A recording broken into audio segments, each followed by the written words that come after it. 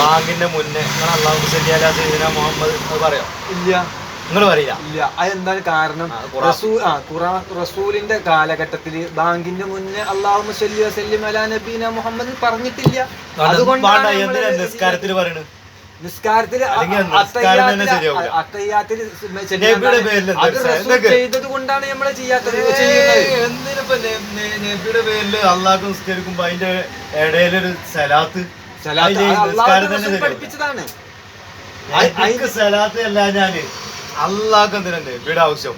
അതെ, ഈ പ്രവാചകൻ എങ്ങനെ നിസ്കരിച്ചോ അങ്ങനെ നിസ്കരിക്കാൻ നമ്മളോട് കൽപ്പിച്ചിരിക്കണേ.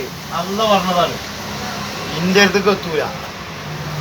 റസൂൽ എങ്ങനെ നിസ്കരിച്ചോ അങ്ങനെ നമ്മൾ നിസ്കരിക്കണ്ടേ. അതിനാണ് റസൂല് അത് അള്ളാഹിനോട് അതിന്റെ അർത്ഥം എന്താ മനസ്സിലായോ? ഇത് ഇബ്രാഹിം നബിനോട് കുടുംബത്തെ അള്ളാഹു അനുഗ്രഹിച്ച പോലെ മുഹമ്മദ് നബിനെയും കുടുംബത്തിനെ അനുഗ്രഹിക്കണേന്നാണ്. അത് സലാത്ത്. ആ സലാത്ത് അള്ളാഹിന്റെ റസൂൽ ബാക്കി നബിമാരെ കുടുംബക്കാരെ അനുഗ്രഹിക്കണ്ടേ? എങ്ങനെ എന്തിനാ നമ്മളുടെ ഒരു ദുആ ഇത്തരം എന്താണ് റസൂലുള്ളാഹിയും ഈ ലോകം തന്നെ ഉണ്ടാവാൻ കാരണം റസൂലുള്ളാഹിയാണ്.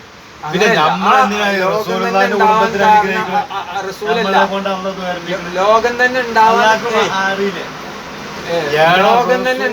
കാരണം അള്ളാഹു ആണ്. അതിലപ്പുറം വേറെ ദീനില്ല. അള്ളാഹു ആണ്. അള്ളാഹുവിന് പകരം റസൂലിനെ കൊണ്ടുവരരുത്.